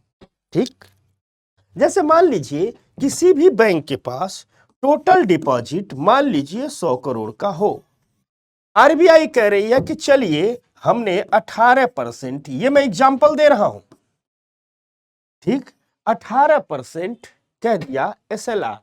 इसका मतलब अगर 100 करोड़ डिपॉजिट है तो इन्हें 18 करोड़ रुपए हमेशा अपने पास रखने होंगे। अगर हम सीआरआर और एसएलआर को एक साथ कह दें, पहले एसएलआर समझ गए ना, अपने पास जो पैसा रखना होगा उसे एसएलआर कहते हैं। अगर हम सीआरआर और एसएलआर को एक साथ समझा दें तो आरबीआई कह रही है बैंकों से कि जो तुम्हारा डिपॉजिट है, आरबीआई बैंकों से कह रही है जो तुम्हारा डिपॉजिट है उसका एक निश्चित हिस्सा तुम हमेशा अपने पास रखोगे और वो कहलाएगा एसएलआर। और कह रही है कि छोटा सा हिस्सा तुम कहां रखोगे? हमारे पास रखोगे, आरबीआई के पास रखोगे, वो होगा सीआरआर। अर्थात आरबीआई बैंकों से कहती है कि सीआरआर और एसएलआर को हमेशा रखना है। फिर से सुन लीजिए, कुल डिपॉजिट का जो हिस्सा उन्हें आरबीआई के पास रखना होता है उसे सीआरआर कहते हैं, और कुल डिपॉजिट का जो हिस्सा उन्हें अपने पास कैश में रखना होता है उसे क्या कहते हैं? एसएलआर कहते हैं। समझ में आ गई बात? उसे क्या कहते हैं? एसएलआर कहते हैं। तो ये रही बात ही। अब अगर कुछ उसमें टेक्निकल बातें जान जाए तो आरबीआई कहती है कि जो पैसा आप रखोगे या तो कैश के रूप में रखोगे या आप सोने के रूप में भी रख सकते हो, और जो उसकी गणना होगी वो गोल्ड ऑन मार्केट प्राइस होगी, यानी उस समय सोने का रेट क्या चल रहा हो, या आप सरकारी प्रतिभूतियों के रूप में रख सकते हो, जैसे टी बिल्स, बॉन्ड्स, ये सब सरकारी प्रतिभूतियां हैं, या आप स्टेट डेवलपमेंट लोन, राज्य ऋण विकास पत्र के रूप में रख सकते हो। सरकारी बैंक मैक्सिमम इन्हीं के रूप में रखते हैं। दरअसल स्टेट डेवलपमेंट लोन भी एक प्रकार की सरकारी प्रतिभूतियां ही हैं, यह भी एक प्रकार की सरकारी प्रतिभूतियां ही हैं, गवर्नमेंट सिक्योरिटी ही है। फर्क सिर्फ इतना है कि यह वे सरकारी प्रतिभूतियां हैं जो स्टेट द्वारा, राज्यों द्वारा जारी की जाती हैं। ये वो सरकारी प्रतिभूतियां हैं जो स्टेट्स द्वारा, राज्यों द्वारा जारी की जाती हैं। अब आप लोगों के दिमाग में, आपके जेहन में एक सवाल उठ रहा होगा कि आखिर आरबीआई क्यों रखवाता है? आरबीआई क्यों रखवाता है? तो आरबीआई के इसके रखवाने की कुछ वजहें हैं। तो जब हम इस सवाल का जवाब देते हैं कि आरबीआई क्यों रखवाता है, तो दरअसल वजह यह है कि आरबीआई चाहता है कि बैंक अपनी कुल डिपॉजिट को लोन के रूप में न दे, क्योंकि लोन जोखिम भरे होते हैं। कुछ लोन तो ऐसे होंगे ही जो नहीं आएंगे। 100 लोगों ने उधारी लिया है तो 2 ऐसे तो होंगे धाकड़ जो नहीं चुकाएंगे। उसमें कोई विजय माल्या निकल के भग गया पैसा लेके। तो होता क्या है कि आरबीआई कहता है कि भैया जब सारे लोन दे दोगे, सारा पैसा पास आउट कर दोगे, और जब कोई लोन डूब जाता है तो उसके लिए हमेशा एक बफर चाहिए, कुछ पैसा तुम्हारे पास रहना चाहिए जो तुम अपना धंधा कर सको। यानी आरबीआई बैंकों से कहता है कि जब सारा लोन पास ही कर दोगे तो उसमें से यदि कुछ लोन वापस नहीं आया, कुछ लोन डूब गया, तो उसकी भरपाई तुम कैसे करोगे? उसकी भरपाई तुम कैसे करोगे? तो आरबीआई कहता है कि हमेशा आरबीआई कहता है कि हम सीआरआर और एसएलआर इसलिए रखवा रहे हैं कि कुछ लोन जोखिम भरे होते हैं। अतः जब कोई लोन डूब जाता है तो बफर के रूप में, हमेशा एक रिजर्व जोन के रूप में बैंकों के पास पैसा होना चाहिए, जिससे अपना बिजनेस कंटिन्यू कर सके, बिजनेस ठप ना हो। अब कुछ सीआरआर और एसएलआर की स्पेशल फीचर है, विशेष विशेषताएं। वह है कि इन्हें डेली मेंटेन करना होता है, रोज आरबीआई को बताना होता है। और जो डेली मेंटेन का आधार होता है उसमें एक गणित है। वह ये होता है कि हर 2 सप्ताह पहले के लास्ट फ्राइडे से गणना की जाती है। जैसे मान लीजिए आज है, तो आरबीआई कहती है 2 सप्ताह पहले का जो अंतिम शुक्रवार था, यानी 2 सप्ताह पहले वाला जो फ्राइडे था, उस दिन सारे बैंक बताएं कि उन्हें कितना डिपॉजिट उनके पास है। तो बैंक बता देते हैं। तो आरबीआई कहती है अब 2 सप्ताह तक रोज जो आज आपने डिपॉजिट बताया है, इसी के हिसाब से मेरे पास सीआरआर रखना होगा और अपने पास एसएलआर रखना होगा, और रोज इसकी हमको सूचना भी देनी होगी कि आपने रखा है। और फिर 2 सप्ताह बीतेगा तो फिर अगले फ्राइडे को फिर गणना करेंगे, फिर 2 सप्ताह रखवाएंगे। तो 2 सप्ताह पहले के लास्ट फ्राइडे से गणना की जाती है। आरबीआई इस पर बहुत सख्त है। आरबीआई कहता है छोड़ेंगे नहीं इस मामले में। तो आरबीआई कहता है कि अगर आप लोगों ने डेली मेंटेन नहीं किया तो हम आप पर जुर्माना भी लगाएंगे। आरबीआई कहता है जो हम जुर्माना लगाएंगे वह बैंक रेट का 3% होगा, 1 डे के लिए, एक दिन के लिए। यानी अगर आपने एक दिन नहीं रखा है सीआरआर और एसएलआर, या सीआरआर या एसएलआर कोई भी, तो हम कैलकुलेशन करेंगे और जो भी बैंक रेट होगा उसमें 3% जोड़ देंगे और उतने ब्याज की वसूली करेंगे। साथ साथ आरबीआई कहता है जो आपने रखा है, जो भी आपका बैंक रेट, अगर आपने एक से कई दिन का रखा तो आरबीआई कहता है मोर देन 1 डेज को रखेंगे। और जो भी बैंक रेट होगा, अगर आपने एक से अधिक, मान लो 3 दिन का रखा है, तो आरबीआई कहता है सिर्फ एक दिन गलती करोगे जुर्माना कम लेंगे, बैंक रेट प्लस 3% लेंगे। लेकिन अगर आप 5 दिन नहीं लिए, बदमाशी किए, तो हम भी करेंगे। तो आरबीआई कहता है हम बैंक रेट में 5% जोड़ देंगे। यानी अगर आप मोर देन 1 डेज रखेंगे तो बैंक रेट प्लस 5% जुर्माने के हिसाब से वसूल करेंगे। अगर आप एक दिन रखेंगे तो बैंक रेट प्लस 3% जुर्माने के हिसाब से वसूल करेंगे। अब एक कंडीशन है, सीआरआर और एसएलआर आरबीआई बढ़ा दे तो क्या होगा, सीआरआर और एसएलआर आरबीआई घटा दे तो क्या होगा। तो मान लीजिए सीआरआर और एसएलआर आरबीआई बढ़ा दे, यानी बैंकों से कह रही है कि जो आपके पास पैसा आया है उसमें ज्यादा हिस्सा मेरे पास रखिए और ज्यादा हिस्सा अपने पास रखिए। तो बैंक के पास जो जमा आया है, जब ज्यादा आरबीआई को देने लगेंगे और ज्यादा अपने पास रखने पड़ेंगे, तो स्वाभाविक सी बात है बैंक को लोनेबल फंड कम हो जाएगा, यानी लोन देने वाला पैसा कम हो जाएगा। तो जब बैंक के पास लोनेबल फंड कम हो जाएगा तो बेचारे बैंक को कम पैसा ही मार्केट में बांट के पैसा कमाना है। तो स्वाभाविक सी बात है बैंक अपनी ब्याज दरों को बढ़ा देंगे, क्योंकि कम पैसा देकर के उन्हें प्रॉफिट मार्जिन बनाए रखना है। और जब ब्याज दरें बढ़ा देंगे तो लोग लोन कम लेंगे, और जब लोग लोन कम लेंगे तो मार्केट में डिमांड कम हो जाएगी, प्राइस अर्थात कीमतें कम हो जाएगी और महंगाई पर नियंत्रण हो जाएगा। तो महंगाई पर नियंत्रण का एक तरीका यह भी है कि बैंक सीआरआर और एसएलआर को बढ़ा देता है, सॉरी आरबीआई सीआरआर और एसएलआर को बढ़ा देता है। कभी कभी आरबीआई सीआरआर और एसएलआर को कम भी कर देता है, और जब कम कर देता है तो इससे लोनेबल फंड, जो लोन देने वाला फंड है, बैंकों के पास अधिक हो जाता है। अर्थात बैंक के पास जितना जमा आ रहा है, आरबीआई कह रहा है कि हमारे पास भी कम रखिए, अपने पास भी कम रखिए, मार्केट में बांटिए।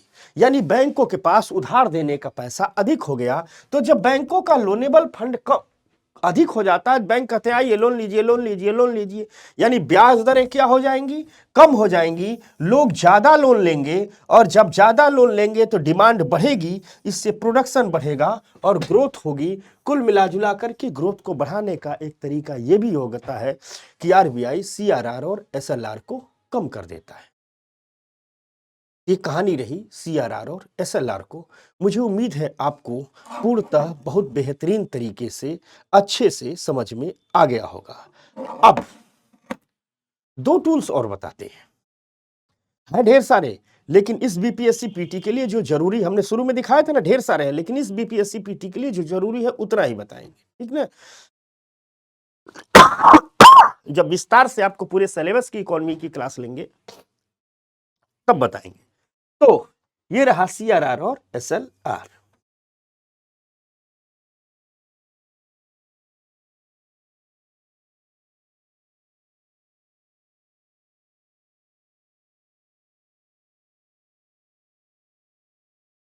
एक है MSF, marginal standing facility. MSF, इसको 2 तरीके से बताते हैं तभी समझ पाओगे। आओ कुछ यूं है, यह है कोई बैंक, समझना इस बात को, यह है कोई बैंक, ठीक।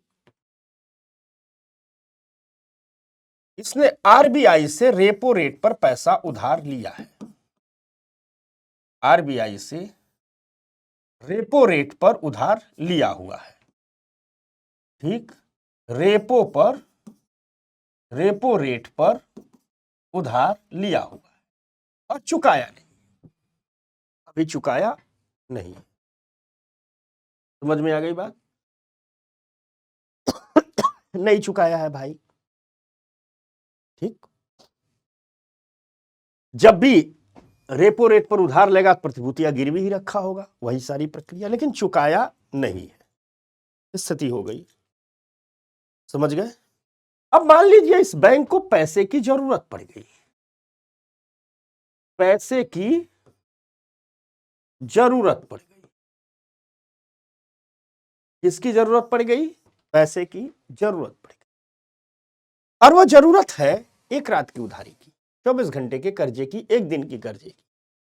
इस 24 घंटे के कर्जे को, 1 दिन के कर्जे को हम 1 रात की उधारी बोलते हैं, ओवरनाइट लैंडिंग बोलते हैं। इसको पैसे की जरूरत पड़ गई, अब ये बेचारा मांगने जाएगा अदर बैंक के पास, अदर बैंक के पास, ठीक। मान लो SBI है, पहुंच गया HDFC के पास। अब ये अदर बैंक कहेगा हम नहीं देंगे, नहीं देंगे। मान लो इसके पास भी पैसा ना हो, कंडीशन तो हो ही सकता है, इसने देने से मना कर दिया, या जान गया कि भाई ये तो फंसे हुए हैं, बहुत अधिक ब्याज मांग रहा है, यानी ब्याज बहुत अधिक मांग रहा है, ब्याज अधिक मांग रहा है, यानी यह बेचारा दूसरे बैंक से भी पैसे नहीं ले पाया। तो फिर यह बैंक जाता है कॉल मनी मार्केट में। एक मार्केट होता है जिसे हम कहते हैं call money market, call money market. जब आप लोगों के BPSC कोर्स में पढ़ाएंगे मनी मार्केट, इसमें सब आएगा। कॉल मनी मार्केट एक ऐसा मार्केट है जहां लोग उधार देने का ही व्यवसाय करते हैं, पैसा ले ले बैठे हुए हैं और सिर्फ बैंकों को, बड़े कारपोरेट को उधार देते हैं, हमको आपको नहीं उधार देते। ये लोग फोन पर उधारी देते हैं, बदले में कुछ गिरवी नहीं रखवाते हैं। ये मान लीजिए SBI है तो फोन करेगा कॉल मनी मार्केट वालों से, भैया उधारी दे दो 1 रात का, तो कहते हैं ले जाओ उधारी ले लो, हम तो तुम्हारे क्रेडिट पर दे रहे हैं। तो ढेर सारे लोगों का व्यवसाय उधार देने का ही होता है, और ये मैक्सिमम 1 रात की उधारी यानी 24 घंटे की उधारी देते हैं। तो यह जो बैंक है यह गया कहां? Call money market. लेकिन यहां से भी पैसा नहीं मिला, यहां से भी उसे पैसा नहीं मिला, यानी बेचारा ये बैंक पैसे की जरूरत थी, न किसी बैंक ने पैसा दिया, न कॉल मनी मार्केट से इसको पैसा मिला। अब सोचता है कौन मुंह लेकर के RBI के पास जाए, भैया पुराना उधारी नहीं चुकाए हैं, किसी का आप उधारी लो और चुकाए ना हो, दोबारा किस मुंह से मांगोगे? तो वही हाल होती है, यह बैंक जाता है RBI के पास, तो RBI कहता है रेपो रेट वाला उधारी तो चुकाए ही नहीं। बैंक गए थे तो बैंक कहता हाँ बैंक गए थे नहीं मिला। कल मनी मार्केट गए थे, कहता हाँ गए थे नहीं मिला। तो बैंक कहता है ठीक है कोई बात नहीं है, कुछ और प्रतिभूतियां लाओ और प्रतिभूतियों के बदले हम तुम्हें लोन दे देंगे। अब ये बैंक कहता है कि हमारे पास साहेब प्रतिभूतियां भी नहीं है। तो बैंक कहता है कि हमारे पास प्रतिभूतियां भी क्या हो गई हैं, समाप्त हो गई। अब आरबीआई डांटता है, कहता बड़े बदमाश हो। बैंक बोलता है आपके पास ही तो गिरवी रखे हुए हैं, अब हमारे पास प्रतिभूतियां नहीं है। और बैंक कहता है साहब बचा लीजिए, आप हमारे बैंकों के बैंक हैं, नहीं तो हम तो गए काम से।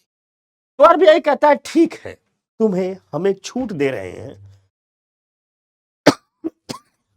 कि तुम जो अपने एसएलआर में प्रतिभूतियां रखे हो, तुम जो अपने एसएलआर में प्रतिभूतियां रखे हो, ठीक, तुम जो अपने एसएलआर में प्रतिभूतियां रखे हो, उन्हीं प्रतिभूतियों को लेकर के आओ, हम तुमको लोन देंगे। लेकिन इस लोन पर हम रेपो रेट वाला ब्याज दर नहीं लेंगे, हम इस लोन पर अधिक ब्याज दर लेंगे। और इस लोन पर जो अधिक ब्याज दर लेंगे उसे ही MSF कहेंगे, मार्जिनल स्टैंडिंग फैसिलिटी कहेंगे। और ये हमेशा रेपो रेट से अधिक होगा, या हमेशा रेपो रेट से अधिक होगा। इसलिए अधिक होगा कि तुमने बदमाशी की है, धंधा पानी ठीक नहीं किया होगा, तभी तुम्हारे पास अचानक पैसे की किल्लत आई है। यानी बात निकल करके आई कि MSF भी एक प्रकार की ब्याज दरें हैं जो आरबीआई बैंकों को देता है एक रात के लिए, उधारी पर ब्याज लेता है। यानी आरबीआई बैंकों के पास ओवरनाइट लैंडिंग करता है। लेकिन इस ओवरनाइट लैंडिंग की कुछ शर्तें होती हैं। शर्तें ये होती हैं कि इस बैंक को किसी बैंक से पैसा ना मिले, कॉल मनी मार्केट से पैसा ना मिले, आरबीआई से रेपो रेट पर उधारी लिया हो, चुकाया ना हो, प्रतिभूतियां भी समाप्त हो गई है।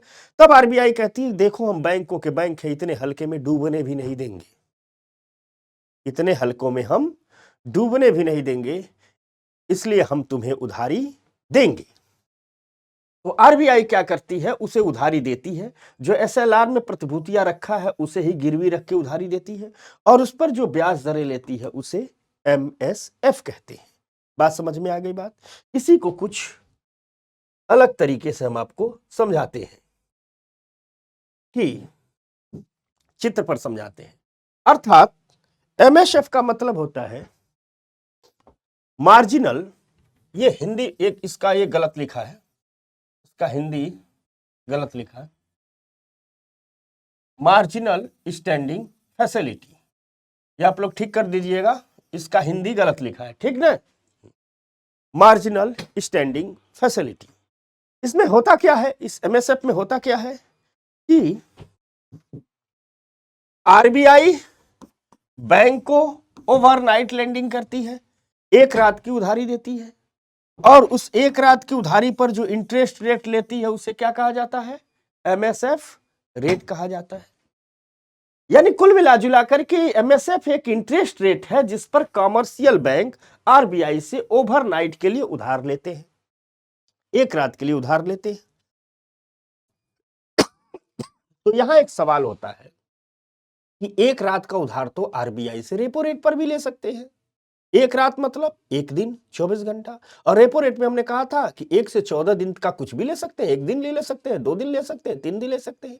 और सच ये है कि रेपो रेट पर मैक्सिमम पैसा तो एक दिन के लिए रह जाता है। एक सवाल उठता है ना कि जब रेपो रेट है तो MSF क्यों? जब एक रात की उधारी रेपो रेट से मिल जाती है तो MSF क्यों? तो आरबीआई कहती है कि MSF हम विशेष परिस्थितियों में देते हैं।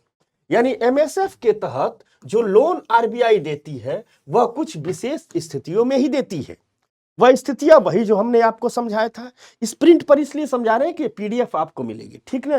तो रेपो रेट पर MSF पर आरबीआई उधारी कुछ विशेष परिस्थितियों में देती है। परिस्थितियां हैं कि जब रेपो रेट से बैंक ने पूरा पैसा उठा लिया हो और लिक्विडिटी क्राइसिस आ गया हो, तरलता का संकट आ गया हो, परिस्थितियां नंबर 1। यानी रेपो रेट से पैसा उठा लिया है बैंक ने, लेकिन बैंक के पास लिक्विडिटी क्राइसिस, हर तरलता का संकट आ गया, यानी बैंक के पास पैसा नहीं है। स्थितियां नंबर 2, एसएलआर की सीमा के अतिरिक्त सभी सरकारी प्रतिभूतियां समाप्त हो गई हैं, बताया था ना। तीसरा, दूसरे बैंक के पास गया है और वह बैंक भी अधिक इंटरेस्ट रेट मांग रहा है, जिससे लगता है कि मार्केट में इंटरेस्ट रेट ऊपर नीचे शुरू हो जाएगा। चौथा, वह कॉल मनी मार्केट में गया है और वहां से उसे पैसा नहीं मिला है। जब ये स्थितियां आती है तो इन्हीं स्थितियों में बैंक को अनएक्सपेक्टेड लिक्विडिटी क्राइसिस की समस्या आ जाती है। आरबीआई की यह भी जिम्मेदारी है कि बैंकों को ऐसी स्थितियों में संभाले। तो आरबीआई ने कहा ठीक है, ऐसी जब भी स्थितियां आएंगी तो हम आपको संभालेंगे, और इन्हीं स्थितियों से निपटने के लिए आरबीआई ने एमएसएफ रेट की शुरुआत की थी। समझ में आ गई बात। अब एमएसएफ कैसे फंक्शन करता है? तो आरबीआई एमएसएफ रेट पर उधार तो देती है, लेकिन कहती है यह एक पीनल रेट, दंडात्मक रूप दर के रूप में भी हम उधारी दे रहे हैं, क्योंकि हम रेपो रेट से अधिक तुमसे ब्याज लेंगे, और जो ब्याज लेंगे वह दंड के रूप में होगा, क्योंकि तुमने कुछ गड़बड़ी की है, तभी तुम अनएक्सपेक्टेड लिक्विडिटी क्राइसिस से गुजरे हो। तो आरबीआई कहती है कि जब भी हमारा जो रेपो रेट होगा उसमें हम 0.25% जोड़ेंगे, और जो अंक निकलेगी वही एमएसएफ की रेट होगी। आरबीआई इसे रेपो रेट से अधिक इसलिए रखती है ताकि बैंक भी चाहेंगे, करे भैया रेपो से पैसा ले लो, चुका दो, नहीं तो कुछ गड़बड़ हो जाएगा, फिर आरबीआई ज्यादा ब्याज लेने लगेगी। तो हमेशा एमएसएफ रेट रेपो रेट से 0.25% अधिक होता है, इसीलिए इसे हम कहते हैं कि इसको आरबीआई एक पीनल रेट के रूप में लेती है। अब इस आरबीआई के मॉनेटरी टूल में जो आपको आखिरी टॉपिक बता रहे हैं, इसके बाद हम बताएंगे बैंकिंग सिस्टम, वो है खुले बाजार की क्रियाएं। तो आइए बात करते हैं खुले बाजार की क्रियाओं पर, ओपन मार्केट ऑपरेशन पर। आरबीआई में बहुत सारी बातें हैं। इस वीडियो को मेरे वो विद्यार्थी देखेंगे जो मुझसे क्लास में पढ़ चुके हैं। तो मैंने ऑनलाइन ही क्लास में आरबीआई 10 घंटे में पढ़ाया था, लेकिन बीपीएससी के लिए बस इतना ही जरूरी है, इससे ज्यादा नहीं जानना है। समझ में आ गई बात। तो जो प्रीलिम्स के लिए हिट है, इसके बाद हम आपको बैंकिंग सिस्टम बताएंगे। तो आइए आरबीआई की ओपन मार्केट ऑपरेशन के बारे में जानते हैं, आरबीआई के खुले बाजार की क्रियाओं के बारे में जानते हैं, आखिर ये होती क्या है। तो ओपन मार्केट ऑपरेशन के बारे में जानते हैं, आरबीआई की खुली बाजार की क्रियाओं के बारे में जानते हैं। तो खुले बाजार में होता क्या है, ठीक देखो, इसको ऐसे समझाते हैं। आरबीआई के लिए खुला बाजार मतलब ये नहीं कि सब्जी मंडी में आ गए, कपड़ा मंडी में आ गए, तेल मंडी में आ गए, गुड़ मंडी में आ गए, ये नहीं होता है। आरबीआई के लिए खुला बाजार मतलब होता है बैंक, फाइनेंशियल इंस्टीट्यूट,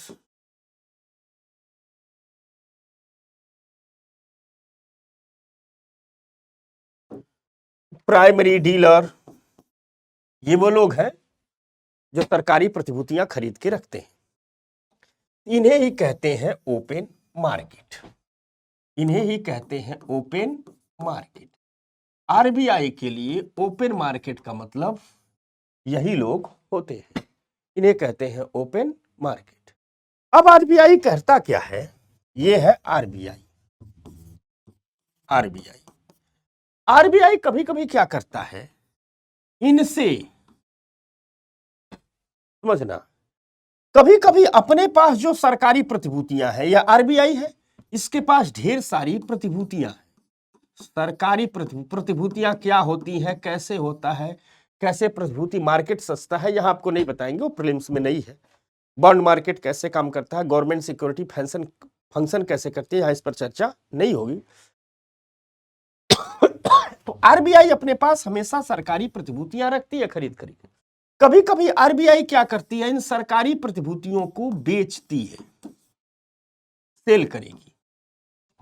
कहां बेच देगी, खुले बाजार में, यानी बैंकों को बेचेगी, फाइनेंशियल इंस्टीट्यूशन को बेचेगी, प्राइमरी डीलर को बेचेगी, कहेगी हम प्रतिभूतियां बेच रहे हैं, आओ आओ ले लो, आओ आओ ले लो, आओ आओ ले लो। कभी कभी बेचती है, कभी कभी इन्हीं से प्रतिभूतियों को खरीदती है। कभी कभी इनके पास जो प्रतिभूतियां रखी गई हैं, इनके पास जो प्रतिभूतियां रखी गई हैं, ठीक, इनके पास जो प्रतिभूतियां रखी गई हैं, इसे ही क्या करती हैं, खरीदती हैं।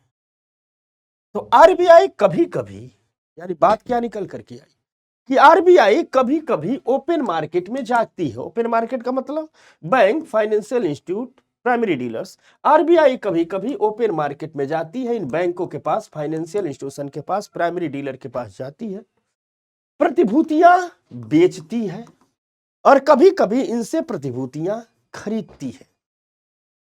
इन्हीं प्रतिभूतियों के बेचने और खरीदने को हम ओपन मार्केट ऑपरेशन कहते हैं, खुले बाजार की क्रियाएं कहते हैं। यानी जब भी आपके सामने कभी भी आ जाए कि ओपन मार्केट ऑपरेशन, जब भी ये शब्द आए तो सिंपल सा इसका अर्थ जान लेना कि या तो आरबीआई प्रतिभूतियों की खरीद कर रही है या जो अपने पास रखी है बेच रही है। इन्हीं दोनों को हम ओपन मार्केट ऑपरेशन कहते हैं। तो आइए देखते हैं क्या है। तो वही बात मैंने बैकग्राउंड में समझा दिया कि जो आपका नोट्स है इसको समझने में आसानी हो जाती है। तो वही बात कि आरबीआई सरकारी प्रतिभूतियों की खरीद और बिक्री करती है। ओपन मार्केट ऑपरेशन में क्या करती है आरबीआई? सरकारी प्रतिभूतियों की खरीद और बिक्री करती है। लाइन याद हो गई ना? ओपन मार्केट ऑपरेशन का मतलब आरबीआई सरकारी प्रतिभूतियों की खरीद और बिक्री करती है। यहां ओपन मार्केट से आशय है कि आरबीआई सीधे बैंक और फाइनेंशियल इंस्टीट्यूशन और प्राइमरी डीलर से प्रतिभूतियां या तो खरीदती है या तो बेचती है। या तो प्रतिभूतियां खरीद रही है या तो प्रतिभूतियां बेच रही है। यही तो हम समझाए थे। अब करती क्या है? तो देखो, ये है आरबीआई, समझना, ये है मार्केट, ओपन मार्केट। ये क्या है? ओपन मार्केट, समझना। ये क्या है? मार्केट। इस मार्केट में कौन है? हमने कहा बैंक है, फाइनेंशियल इंस्टीट्यूशन है, प्राइमरी डीलर। आरबीआई कभी कभी इनसे प्रतिभूतियां क्या कर रही है? खरीद रही है। और कभी कभी इनसे प्रतिभूतियां इसी मार्केट में, इन्हीं बैंक और फाइनेंशियल इंस्टीट्यूशन, प्राइमरी डीलर से इन्हीं को प्रतिभूतियां क्या कर रही है? बेच रही है। इन्हीं को प्रतिभूतियां बेच रही है। देखो, या तो खरीद रही है या तो इन्हें बेच रही है। इसी खरीद और बिक्री को हम कहते हैं ओपन मार्केट ऑपरेशन। एक बात याद रखना, देश में जो कुल प्रतिभूतियां हैं इसके टोटल स्टॉक में इससे कोई बदलाव नहीं आता, क्योंकि सरकार जो प्रतिभूतियां छाप के दी होती है वह प्रतिभूतियां या तो आरबीआई के पास होती है या तो इनके पास होती है। तो देश में जो टोटल प्रतिभूतियों के स्टॉक में बदलाव नहीं हो रहा, अनुपात में बदलाव हो रहा है। अरे भाई, जब आरबीआई प्रतिभूतियां खरीद रही है तो इनके पास जो प्रतिभूतियां हैं वह कहां चली जा रही है? आरबीआई के पास। मान लीजिए देश में टोटल 100 प्रतिभूतियां हैं, 60 इनके पास हो, 40 इनके पास हो। अब आरबीआई कह रही है हम खरीद रहे हैं 30-60 में से मान लीजिए इन लोगों ने 30 को बेच दिया, तो अब आरबीआई के पास कितनी हो गई? प्लस 30 यानी 70 हो गई। इनके पास कितनी बची? 30 बच गई। यानी टोटल स्टॉक में तो परिवर्तन नहीं हो रहा है। टोटल स्टॉक में परिवर्तन नहीं हो रहा है। तो इससे प्रतिभूतियों के टोटल स्टॉक में परिवर्तन नहीं होता है। बात को समझना, इस प्रक्रिया में नई प्रतिभूतियां प्रिंट नहीं की जा रही हैं। जो पुरानी है वही खरीदी जा रही हैं और जो पुरानी है वही बेची जा रही है। यानी इससे प्रतिभूतियों के टोटल स्टॉक में कोई परिवर्तन नहीं होता है, बल्कि जो आरबीआई, बैंक और अन्य फाइनेंशियल इंस्टीट्यूशन के पास रखी गई प्रतिभूतियां हैं इनके अनुपात में बदलाव होता है। यही है ओपन मार्केट ऑपरेशन की पहचान। तो आप लोग कह रहे होंगे कि आरबीआई ऐसा क्यों करती है, जरूरत क्या है?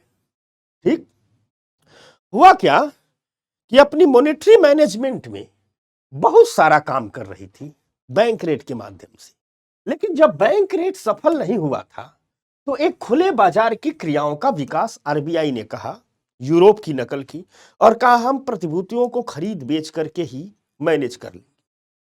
अब हाल के दिनों में लिक्विडिटी मैनेजमेंट का, तरलता प्रबंधन का, पैसे के प्रबंधन का एक बहुत बड़ा उपकरण है, क्योंकि इससे आरबीआई को किसी बैंक के पास निर्भर नहीं होना पड़ता है। कैसे बहुत बड़ा उपकरण है, आइए हम समझा देते हैं। ठीक, समझना कैसे बहुत बड़ा उपकरण है इसको समझा देते हैं। मान लीजिए ये आरबीआई है या अपने पास जो सिक्योरिटीज रखी है वो उसकी बिक्री कर रही है। आरबीआई कहती है सिक्योरिटीज हम रखते हैं, बेच रहे हैं। तो जब आरबीआई सिक्योरिटीज बेचेगी तो कहां बेचेगी? मार्केट में बेचेगी। तो मार्केट में लोग आरबीआई की प्रतिभूतियां खरीदेंगे। तो जब लोग प्रतिभूतियां खरीदेंगे तो मार्केट में जो पैसा है वह कहां चला जाएगा? आरबीआई के पास चला जाएगा। मार्केट में जो अतिरिक्त पैसा है वह आरबीआई के पास चला जाएगा। बैंक है, प्राइमरी डीलर है, फाइनेंशियल इंस्टीट्यूशन, इनके पास अतिरिक्त पैसा है, ये सब सस्ता सस्ता लोन बांटेंगे। आरबीआई ने कह दिया कि हम प्रतिभूतियां बेचने आ रहे हैं, तो ये लोग प्रतिभूतियां खरीद लेंगे। तो इनके पास का पैसा आरबीआई के पास चला जाएगा कि नहीं चला जाएगा? तो इनके पास का पैसा आरबीआई के पास चला जाता है। और जब इनके पास का पैसा आरबीआई के पास चला जाएगा तो अर्थव्यवस्था में मनी की मात्रा में क्या आ जाएगी? कमी आ जाएगी। और यदि अर्थव्यवस्था में पैसे की मात्रा कम हो गई और उस समय महंगाई बढ़ी हुई है तो कीमतें क्या हो जाएंगी? कीमतें हमेशा नीचे गिर जाएगी और महंगाई में नियंत्रण में आ जाएगी। तो जब भी अर्थव्यवस्था में महंगाई बढ़ी होती है तो आरबीआई कहती है हम प्रतिभूतियां खरीद रहे हैं। आरबीआई तो बैंक कहते हैं ठीक, हमारे पास जो प्रतिभूतियां हम आपको, हमारे पास जो पैसा है हम आपको दे देते हैं, प्रतिभूतियां हमें दे दीजिए। तो बैंकों का पैसा आरबीआई के पास चला जाता है, आरबीआई से प्रतिभूतियां ये लोग लेते हैं। ठीक इसका उल्टा होता है कि कभी कभी आरबीआई खुद प्रतिभूतियां खरीदने लगती है। तो जब आरबीआई सिक्योरिटीज की खरीदारी करेगी, किससे खरीदेगी? मार्केट से, यानी bank, financial institution, primary dealer से। तो इनके पास की रखी प्रतिभूतियां कहां चली जा रही हैं? आरबीआई के पास। लेकिन आरबीआई इन लोगों को पैसा दे रहा है ना, अर्थात पैसा कहां आ गया? मार्केट में, क्योंकि आरबीआई ने प्रतिभूतियां अपने पास खरीद लिया, इन लोगों को उसके बदले पैसा दे दिया। तो मार्केट में क्या आ गया? पैसा आ गया। और जब मार्केट में पैसा आ गया तो इससे इकोनॉमी में मनी सप्लाई बढ़ गई। और जब इकोनॉमी में पैसा ज्यादा आ जाएगा तो लोग खरीदारी करने लगेंगे, कीमतें तुरंत बढ़ जाएंगी। तो जब अर्थव्यवस्था में डिफ्लेशन की स्थिति होती है, कीमतें नहीं बढ़ रही होती हैं, तो अर्थव्यवस्था को बूस्टअप देने के लिए कीमतें बढ़ानी भी पड़ती हैं और आरबीआई सिक्योरिटीज खरीदने लगती है। यही है ओपन मार्केट ऑपरेशन। तो आइए, इतनी बातें हमको आरबीआई में समझानी थी। मैं बार बार कह रहा हूं अभी बहुत बातें हैं, लेकिन इस बीपीएससी पीटी के लिए वो बातें नहीं है। अब आइए हम सीधे चलते हैं banking system in India, Bharat में बैंकिंग व्यवस्था। तो अब इस पर चर्चा को आगे बढ़ाते हैं। आरबीआई से बस इतनी बातें आपको जाकर के जाननी, ठीक? लेकिन ये टोटल नॉलेज नहीं है, यह सिर्फ इस पीटी के लिए कुछ इंपॉर्टेंट बातें हैं जिस पर हम कर रहे हैं।